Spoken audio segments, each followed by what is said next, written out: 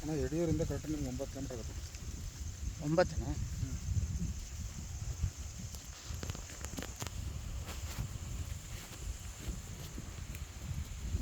ಹೆಂಗೆ ಎಷ್ಟೈತಿ ಕೇಳ್ಕೊಳ್ಳಿ.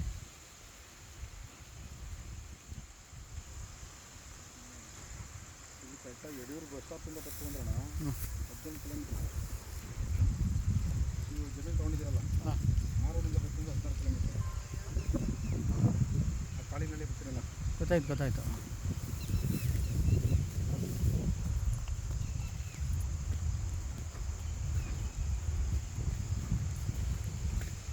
ತೆಂಗೆ ಎಷ್ಟೈತೆ ಅಂದರೆ ಅಣ್ಣ 200 ಐತೆ ಅಂತ ಹೇಳಿದ್ರು ನಾನು ನಿನ್ನೆ. 3 ಎಕರೆ ಪೇಪರು ಮತ್ತು ಅರ್ಜಿನ ಕೌಂಟ್ ಮಾಡಿಲ್ಲ ಅವನು.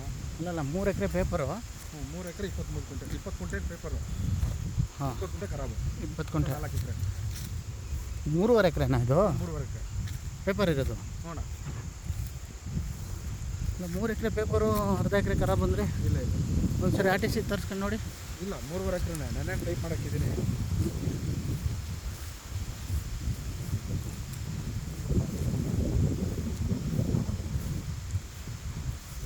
ಕಳಿಸಿದ್ದೀನಿ ಅಲ್ಲಿ.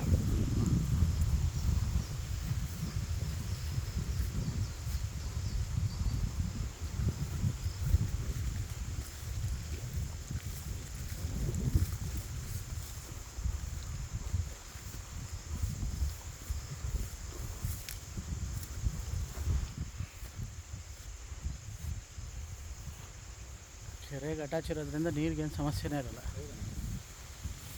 3 ಪೈಪ್ ಹಾಕಿರೋದಣ್ಣ. ಹ್ಞೂ,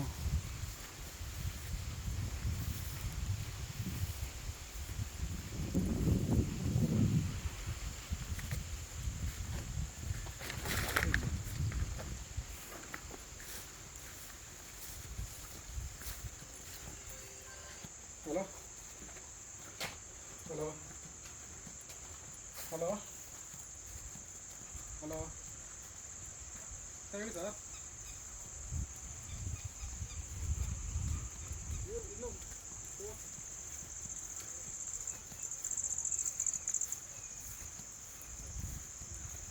ಫೋನ್ ಮಾಡ್ತಾನೆ ಇದ್ದಾನೆ ಸರ್. ಇದು ಬೋರ್ವೆಲ್ಲು. 3.5 ಎಕರೆ ಪಾಣಿ, ಅರ್ಧ ಎಕರೆ ಖರಾಬು, 200 ತೆಂಗಿನ ಗಿಡ, ಒಂದು 400ರಿಂದ 500 ಅಡಿಕೆ. ತೆಂಗಿನ ಫಸಲು ಅಂತೂ ಸೂಪರಾಗಿದೆ. ಕೆರೆಗೆ ಅಟ್ಯಾಚ್ ಇದೆ. ಎಲ್ಲ ಥರ ಹಣ್ಣಿನ ಗಿಡಗಳು.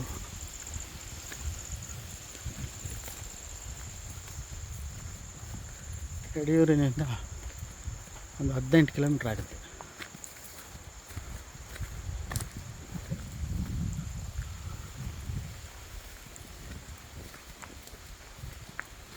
General property ಅಲ್ವಣ್ಣ? ಜನರಲ್ ಅದು ಒಳ್ಳೆ ಬೀಜ ಹಾಕವ್ರೆ.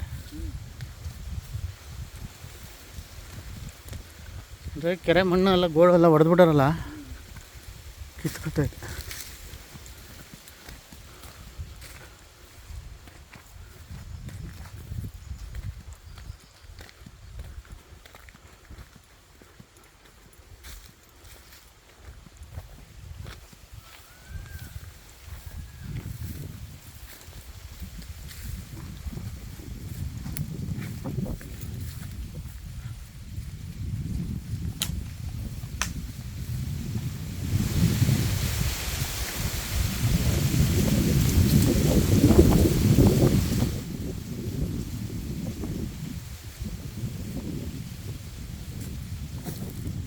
ಇದು ರೋಡು, ಇದು ಗೇಟು.